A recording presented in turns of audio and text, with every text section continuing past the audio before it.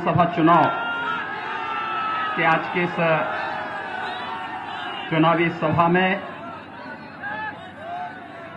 उपस्थित भारतीय जनता पार्टी बिहार के पूर्व अध्यक्ष लोकप्रिय सांसद माननीय गोपाल नारायण सिंह जी, पूर्व सांसद श्रीमती पुतुल कुमारी जी, साध्वी लक्ष्मी माँ जी, भारतीय जनता पार्टी के लोकप्रिय प्रत्याशी सुश्री श्रेयसी सिंह जी, भारतीय जनता पार्टी के जिला के अध्यक्ष श्री कन्हैया कुमार जी, जदयू के जिलाध्यक्ष श्री शंभू शरण जी, जिलाध्यक्ष हम मोहम्मद समीर उद्दीन जी, जिला प्रभारी कुमार पाणे जी, जदयू के वरिष्ठ नेता श्री ब्रह्मदेव रावत जी, प्रकाश कुमार भगत जी, स्वामी ओम भारती जी, आज के इस कार्यक्रम में उपस्थित भारतीय जनता पार्टी, जदयू और विभिन्न हमारे सहयोगी दलों के सभी पदाधिकारीगण और भारी संख्या में जमुई से जुड़े हुए, विधानसभा जमुई से जुड़े हुए सभी उपस्थित यहां के नागरिक भाइयों बहनों,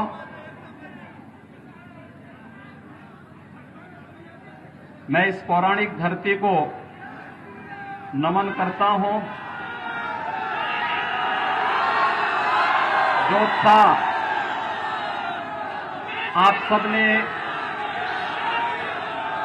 इतने पूर्वाहन में ही दिखाया है, वह उत्साह हम सब के लिए बहुत बड़ा सम्मान है। भाइयों बहनों, आज मैं आप सबके बीच में आप सबसे अपील करने के लिए आया हूं। आप सब जानते हैं कि भारतीय जनता पार्टी की जो प्रत्याशी हैं सुश्री श्रेयसी सिंह जी, उनका अपना स्वयं का व्यक्तित्व है। देश का और बिहार का नाम, जमुई का नाम उन्होंने देश और दुनिया के अंदर तो रोशन किया ही है,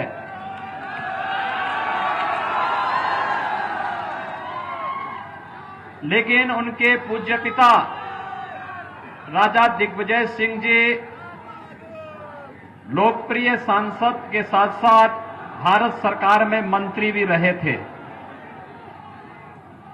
और मंत्री के रूप में उन्होंने बिहार के विकास के लिए, भारतीय रेल के विकास के लिए जो कार्य किया वह भूतपूर्व है।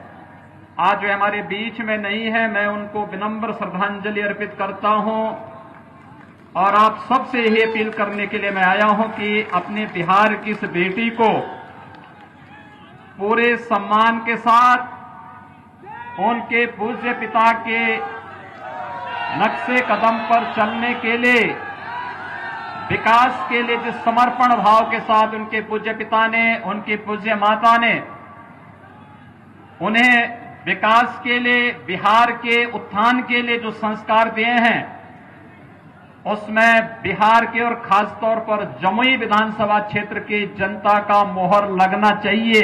ये अपील करने के लिए मैं आज आपके बीच में आया हूं।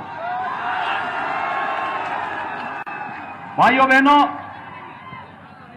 हम सब जानते हैं कि चुनाव, बिहार विधानसभा का चुनाव ऐसे समय में हो रहा है जब पूरी दुनिया वैश्विक महामारी कोरोना से जूझ रही है।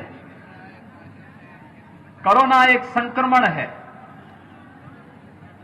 आपने कल देश के आदरणीय प्रधानमंत्री श्री नरेंद्र मोदी जी का देश के नाम संदेश सुना होगा। उन्होंने एक ही बात कही, जब तक दवाई नहीं तब तक ढिलाई नहीं। यानी जब तक दवा या वैक्सीन हमारे पास आ नहीं जाती है, तब तक हमें कोई लापरवाही नहीं करनी है। और मुझे लगता है कि यहां पर आयोजकों ने बड़े मैदान में आयोजन किया है और पर्याप्त प्रयास किया है कि किसी न किसी रूप में हम इसका पालन करें, सोशल डिस्टेंसिंग का भी पालन करें। और मेरा आप सबसे अपील भी होगा कि हम मास्क भी जरूर लगाएं। एक दूसरे से मिलते हुए, एक दूसरे के साथ जब चल रहे हो तब भी हम लोग सोशल डिस्टेंसिंग का, 2 गज की दूरी का पालन करें, मास्क जरूर लगाएं, क्योंकि बचाव ही इसका वर्तमान में सर्वोत्तम उपाय है। यह अपील आप सबसे, मैं विनम्र अपील आप सबसे भी कर रहा हूं। हम सब जानते हैं पिछले 7 महीने से पूरा देश कोरोना से जूझ रहा है। 135 करोड़ की आबादी के देश में जिस मजबूती के साथ भारत ने कोरोना के खिलाफ लड़ाई लड़ी, जिस मजबूती के साथ प्रधानमंत्री मोदी जी के नेतृत्व में हम लोग लड़े, आज उसका परिणाम है कि दुनिया की बड़ी बड़ी महाशक्तियां, चाहे वह अमेरिका हो या यूरोप के तमाम बड़े बड़े देश, जो पस्त हो गए कोरोना के सामने, भारत मजबूती के साथ इस लड़ाई को लड़ करके अपनी जनता को सुरक्षित करने में सफल रहा। प्रधानमंत्री मोदी जी के प्रति हम इसके लिए आभार व्यक्त करते हैं। जनता जनार्दन ने जो अभूतपूर्व सहयोग प्रधानमंत्री की अपील पर किया, ये अपील देश को बचाने का था, जनता को बचाने का था, गरीब को बचाने का था, समाज के विभिन्न तबके को बचाने का था। और इस महामारी के दौरान भी जब दुनिया सोची रही थी क्या करना है, प्रधानमंत्री मोदी जी ने लॉकडाउन की घोषणा की और लॉकडाउन के साथ ही गरीब कल्याण पैकेज की घोषणा भी कर दी। भाइयों बहनों, मुझे आश्चर्य होता है, पिछले लगातार अप्रैल माह से हर गरीब को मुफ्त में राशन देने की व्यवस्था प्रधानमंत्री मोदी जी के कारण देश के अंदर प्रारंभ हुआ। रसोई गैस का निःशुल्क सिलेंडर मिलेगा, इस दौरान वह भी संभव हो पाया। और गरीब कल्याण रोजगार पैकेज के अंतर्गत भी उस अभियान की शुरुआत प्रधानमंत्री जी ने बिहार से ही किया था, क्योंकि जब लॉकडाउन हुआ, उद्योग धंधे बंद हो गए, सर्वाधिक प्रवासी कामगार और श्रमिक उत्तर प्रदेश और बिहार के थे, जिन्हें अन्य राज्यों से पलायन करने के लिए मजबूर होना पड़ा था। भाइयों बहनों, जब उत्तर प्रदेश से बिहार के लोग, झारखंड के लोग उत्तर प्रदेश से चलते थे, तो मैंने कहा भी भले ही महाराष्ट्र के अंदर और दिल्ली के अंदर उनके साथ कुछ व्यवहार जो भी हुआ हो, लेकिन उत्तर प्रदेश के अंदर आएंगे, हमारे मेहमान होंगे, उनके लिए गर्म पानी की व्यवस्था, उनके लिए वाहन की व्यवस्था, उनके लिए रहने की व्यवस्था, उनके लिए भोजन की व्यवस्था और उन्हें उनके घरों तक सुरक्षित पहुंचाने के लिए उत्तर प्रदेश परिवहन निगम की बसें मुफ्त में यह व्यवस्था देगी। यह कार्य उत्तर प्रदेश के अंदर हम लोगों ने किया। ये हमारी ड्यूटी थी, क्योंकि बिहार की जब हम बात करते हैं तो बिहार का मतलब हमारे लिए मां सीता का मायका हो जाता है।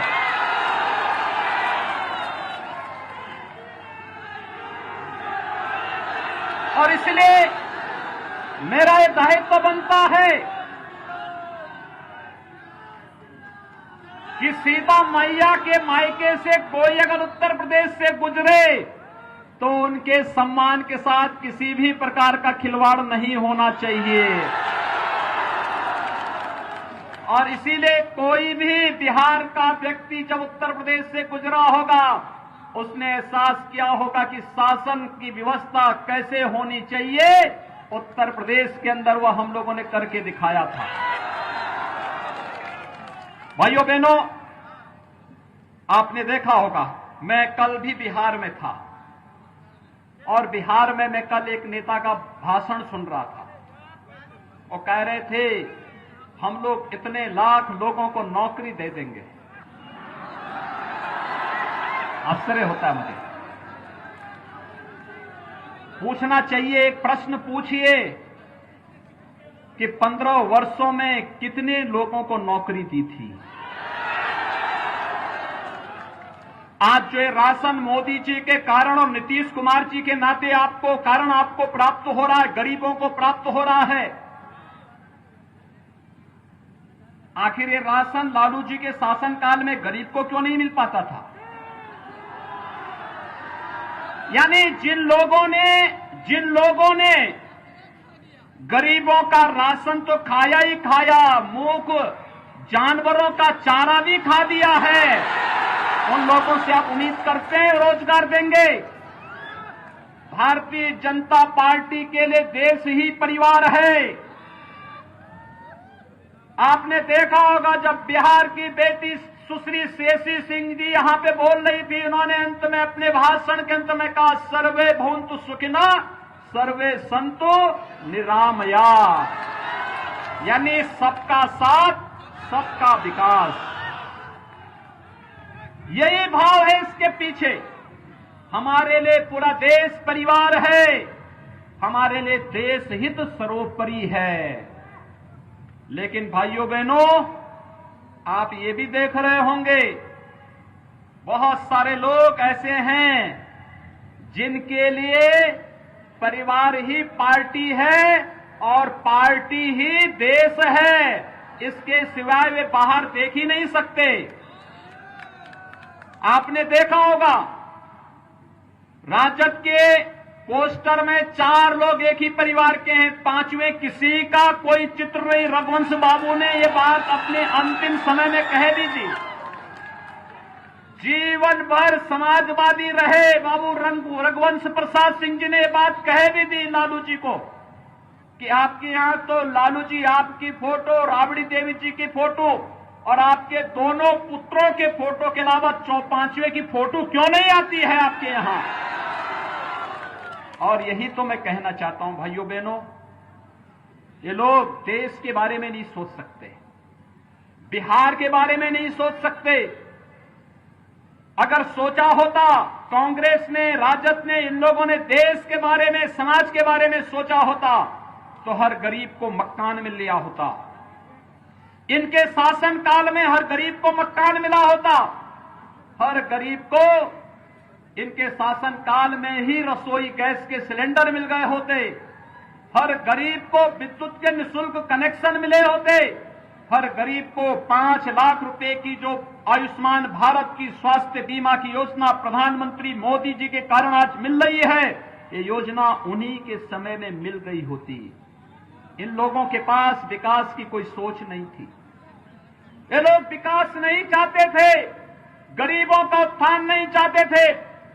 2004 से लेकर 2014 तक कांग्रेस नेतृत्व की सरकार रही, लेकिन भाइयों बहनों इन्होंने विकास नहीं किया। राजद उसमें सहयोगी था, इन्होंने विकास नहीं किया। लेकिन एक एक घोटाला पे घोटाला होता गया, देश को बेचने की स्थिति में इन लोगों ने पहुंचा दिया। 2014 में हम देश की जनता का अभिनंदन करते हैं जिन्होंने प्रधानमंत्री के रूप में मोदी जी का अभिषेक किया और मोदी जी ने आने के बाद पूरे देश के अंदर योजनाएं देनी प्रारंभ की, बिना भेदभाव के मकान दिया। जब मोदी जी ने मकान दिए देश के अंदर, पिछले 6 वर्ष के दौरान 3 करोड़ से अधिक गरीबों को एक आवास मिला है, 8 करोड़ से अधिक लोगों को रसोई गैस का निःशुल्क कनेक्शन उपलब्ध कराया गया है, 4 करोड़ गरीबों को निःशुल्क विद्युत के कनेक्शन उपलब्ध करवाए गए हैं, 50 करोड़ लोगों को 5 लाख रुपए सालाना आयुष्मान भारत का स्वास्थ्य बीमा का कवर दिया गया है। ये जो योजनाएं 12 करोड़ किसानों को प्रधानमंत्री किसान सम्मान निधि का लाभ दिया गया है, ये जितना लाभ दिया गया है क्या किसी की जाति देख करके, किसी का मत और मजहब देख करके किया गया? नहीं, जो गरीब था उसको दे दिया बिना भेदभाव के। यही है सबका साथ और सबका विकास। कोई भेदभाव किसी के साथ नहीं किया, सबको देंगे, सबका साथ और सबका विकास करने के भाव के साथ प्रधानमंत्री मोदी जी ने अपनी योजनाएं चलाई और योजनाओं का लाभ गरीब को, गांव को, किसान को, नौजवान को, महिलाओं को, समाज के प्रत्येक तबके को देने का कार्य किया। भाइयों बहनों, जो भारत का हितैषी है वह हर व्यक्ति आज प्रधानमंत्री मोदी जी के साथ कदम से कदम मिलाकर के चल रहा है, क्योंकि देश का गरीब जानता है कि प्रधानमंत्री मोदी जी उनका हित कर सकते हैं। देश का किसान जानता है कि प्रधानमंत्री मोदी जी ही उसके हकों का, उससे उसका हक दिलाने का कार्य कर रहे हैं। देश की माताएं और बहनें समझ रही हैं कि प्रधानमंत्री मोदी जी के कारण ही आज उन्हें सम्मान मिल रहा है, और देश का नौजवान भी जान रहा है कि देश में नौजवानों का हित भी प्रधानमंत्री मोदी जी के कारण ही सुरक्षित है। कांग्रेस क्या कर रही है? अभी कांग्रेस के एक नेता का बयान आपने पढ़ा होगा, सुना होगा। वह पाकिस्तान की तारीफ कर रहे हैं। इस समय दो ही लोग पाकिस्तान की तारीफ करते हैं, या तो राहुल गांधी या ओवैसी। मान रहे हैं ना? क्या इन दोनों से देश के हितों की कोई कल्पना आप करते हैं क्या? क्या ये देश का हित करेंगे? इसीलिए लोग क्या बोलते हैं उन्हें?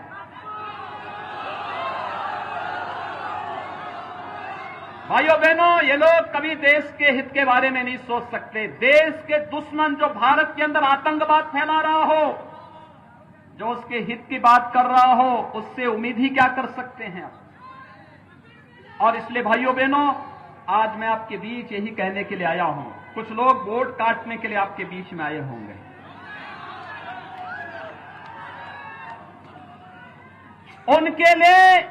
उनके लिए देश का हित नहीं, उनके लिए बिहार का हित नहीं, उनके लिए स्वयं का हित महत्वपूर्ण है। ऐसे लोगों को राजनीति में रहने का कोई अधिकार नहीं होना चाहिए। राजनीति से उन्हें एकदम जनता जनार्दन को चाहिए। लोकतंत्र में जनता जनार्दन का स्वरूप है, और जनता को चाहिए कि ऐसे लोगों को अपना जनार्दन का स्वरूप दिखा करके राजनीति के हाशिए में फेंकने की आवश्यकता है। प्रधानमंत्री मोदी जी ने जब 2019 में दूसरी बार प्रधानमंत्री पद की शपथ ली, तब प्रधानमंत्री मोदी जी ने कुछ बात कही थी।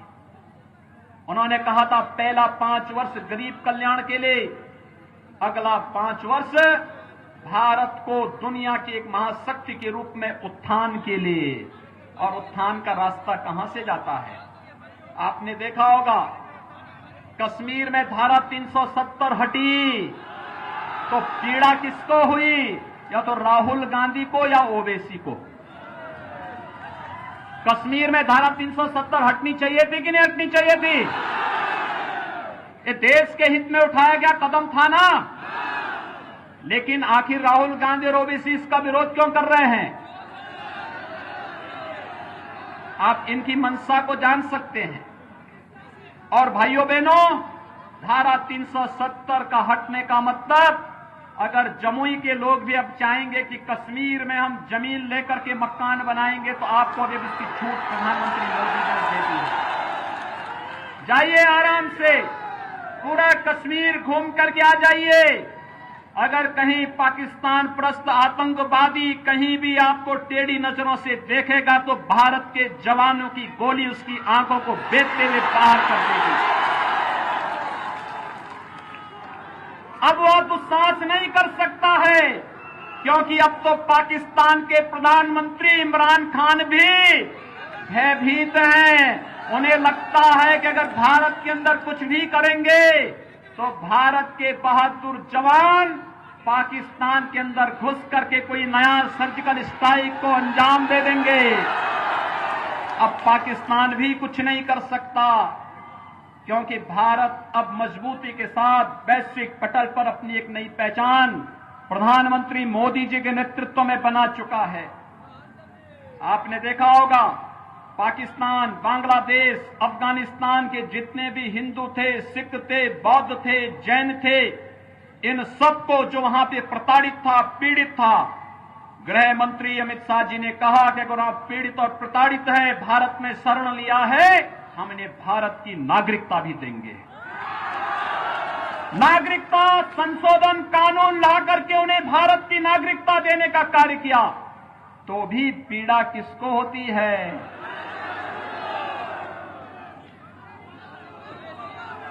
और पिछली बार लोकसभा चुनाव में जब मैं बिहार आया था तो बिहार के लोग मुझसे एक बात पूछते थे कि आप उत्तर प्रदेश के मुख्यमंत्री हैं। मैंने कहा कि बताओ कि अयोध्या में भगवान राम का मंदिर कब बनेगा? उस समय मीडिया से जुड़े हुए कुछ लोग मुझसे पूछ रहे थे कि आप लोग कहते हैं कि मंदिर वहीं बनाएंगे, लेकिन क्या तारीख भी बताएंगे? मैंने कहा चिंता मत करो, अब तो हम लोग भाइयों बहनों, मैं आप सबसे कहना चाहता हूं, तारीख बताएंगे नहीं, तारीख में बता करके हम लोग भगवान मोदी जी से भगवान राम के भव्य मंदिर का शिलान्यास भी करा करके आ गए हैं। भव्य मंदिर का निर्माण अयोध्या के अंदर चल रहा है। 492 वर्षों की कसक को मोदी जी ने पूरा करते हुए अयोध्या में भगवान राम के भव्य मंदिर के निर्माण का कार्य भी प्रशस्त कर दिया है। और इसलिए भाइयों बहनों, आज मैं आप सबसे कहने के लिए आया हूं, कोरोना कालखंड था, मैं नहीं तो बिहार के हर विधानसभा क्षेत्र से और हर गांव से लोगों को बुलाने वाला था अयोध्या। क्या आप आइए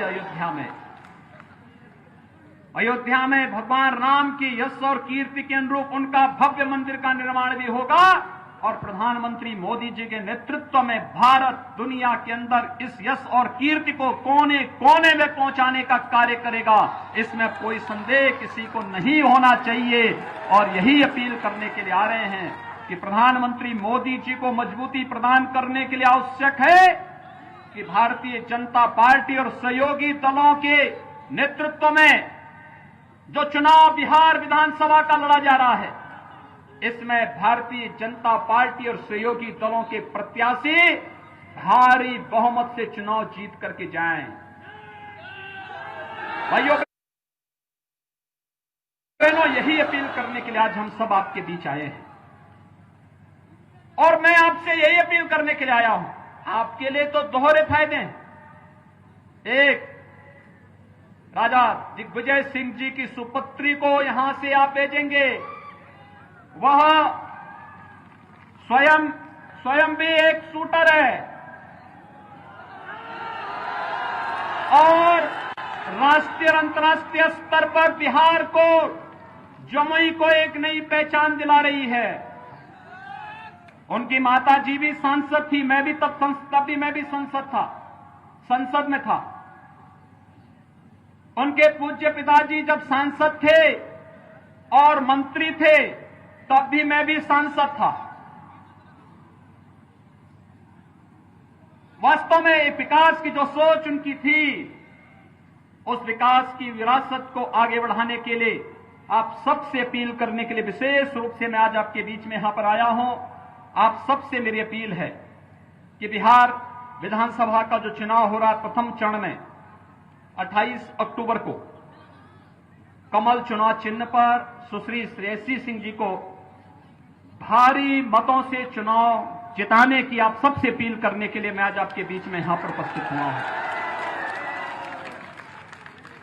इतने भारी संख्या में आप लोग हैं, आप सबसे मैं दो ही अपील करूंगा। एक, यहां पे युवाओं की संख्या ज्यादा है और जो संख्या युवाओं की है, ये संख्या ज्यादातर लोगों के हाथों में स्मार्टफोन भी है। अपने फोन को पहले तो एक काम करना कि यहां से जाएंगे चुनाव प्रचार करने के बाद स्नान करके, और इस बात को जरूर ध्यान में रखेंगे कि हम लोग 2 गज की दूरी और मास्क जरूरी के इस मंत्र का पालन करेंगे।